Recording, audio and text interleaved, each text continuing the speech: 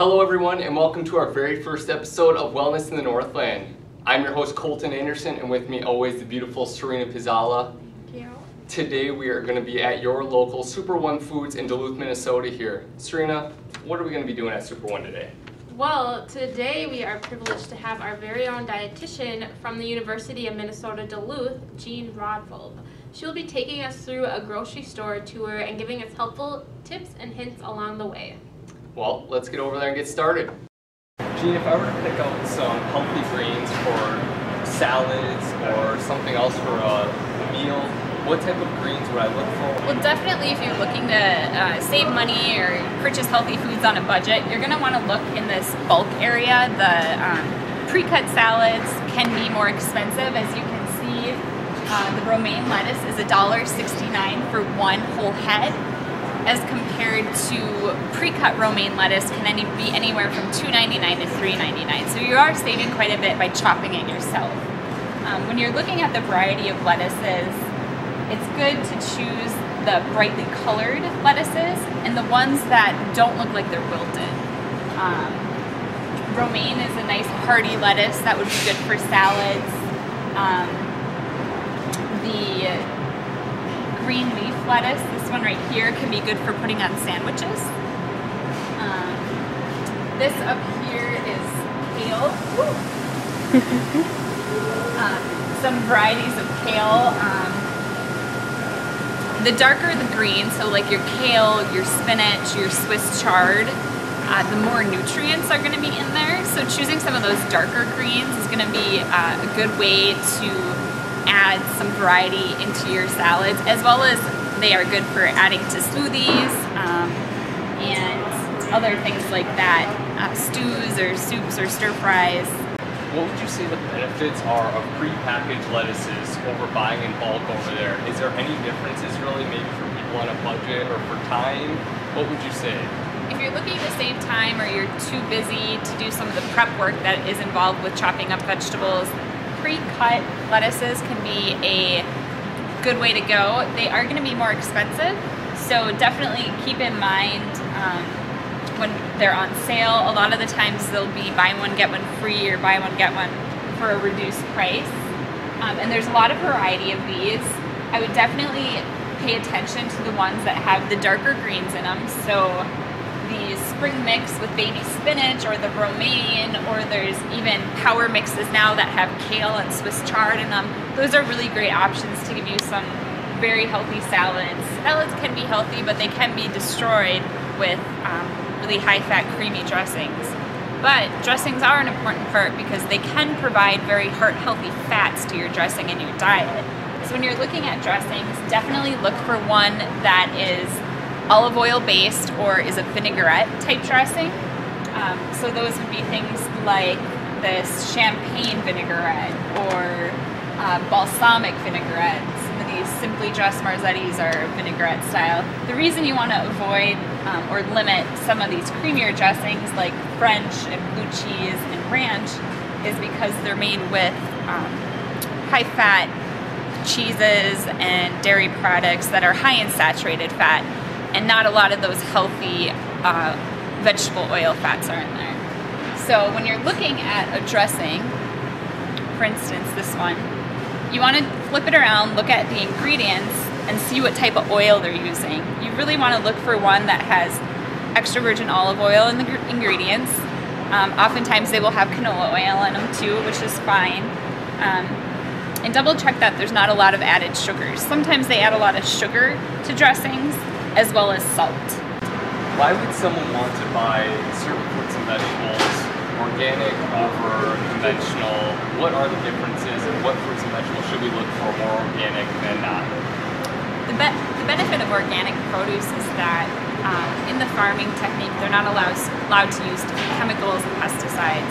So there are some fruits and vegetables that you would benefit from buying organic because they have high levels of chemicals in the conventional side. This is called the Dirty Dozen and the Clean 15. When you're looking for canned vegetables, what do you want to look for? What's certain things that's beneficial to it, or is there anything beneficial buying canned over fresh? Definitely, you're right that fresh and frozen are your first choices for sure, but canned sometimes can be kind of your last resort option or something to have on hand when you run out of fresh or frozen. Definitely when you're looking at canned vegetables, look for ones that have no salt added.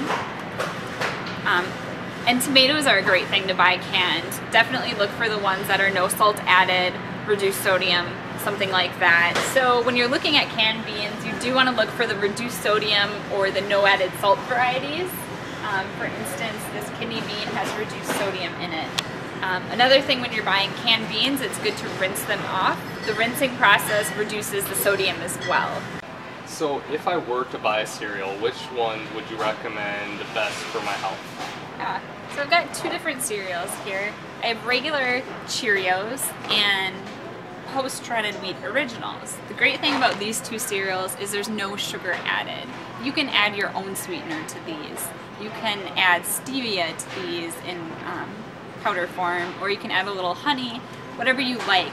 Otherwise, you can sweeten up with natural foods, such as adding sliced banana to your cereal or blueberries on top to give it your own sweetness in a healthier way. Both of these are higher in fiber, good amount of protein, low in fat, and an adequate amount of calories. A bar that I typically recommend are these Kashi bars. This is the Honey Almond Flax Kashi bar. The reason I recommend it is, especially for a snack, it is a whole grain bar. It's made with rolled whole grain blend of kashi, so it has oats and lots of other whole grains in it. It only has 5 grams of sugar, so only about a teaspoon of sugar. 7 grams of protein, so it has a decent amount of protein in it. Usually for a granola bar, you want at least 3 to 4. And 4 grams of fiber, so that's pretty high in fiber too. So again, at least 3 grams of fiber in a granola bar. So I hear when trying to live a healthier lifestyle, when grocery shopping, you want to kind of stay away from the middle aisles. Always want to stick to the outside. But there can be some secret little gems in the middle aisles that can be beneficial for possibly people on the go. Whole grain crackers can be a good option from the middle aisle. So let me compare these two very different crackers. I have a club cracker and a Triscuit cracker. If you look at the nutrition facts, you'll see that the Triscuit is quite a bit lower in sodium. You'll also see that the club cracker is made with enriched flour. This means it's a white processed flour, which means it's not a whole grain cracker. In comparison, with the Triscuit, you have a whole grain soft white wheat. That's 100% whole grain. So chicken is obviously a really good healthy protein to buy, but I get confused when I go to the grocery store and buying fresh chicken or frozen chicken, and what should it look like on the package? What do you recommend for a good chicken sandwich? Yeah, typically frozen chicken is going to have some sort of added salt solution when it's frozen, so it might be high in sodium. Fresh chicken might also have sodium added, but most of the time you can tell by looking at the label. If it says it has a solution added, it likely has added salt. Usually less than a frozen product, but still added sodium that you don't really need. It's a tenderizer for the chicken. So look for something that isn't in a solution. And then you're looking for a boneless, skinless chicken breast. That's going to be the white meat and the leaner meat. So I've heard some people talk about buying frozen vegetables aren't always the best option, but some people think that it's the second best coming from after fresh produce. What would you say?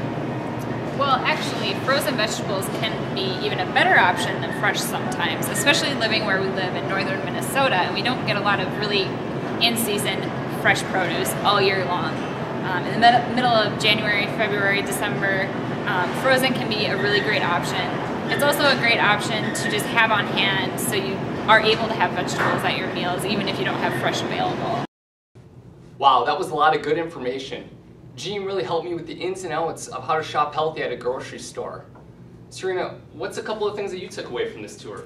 I agree with you, Colton, and some things that I learned today is to really shop on the outside of the grocery store, to look for whole grain ingredients, and to always compare nutrition labels to find the healthiest option. Very good. Well, that concludes this episode of Wellness in the Northland.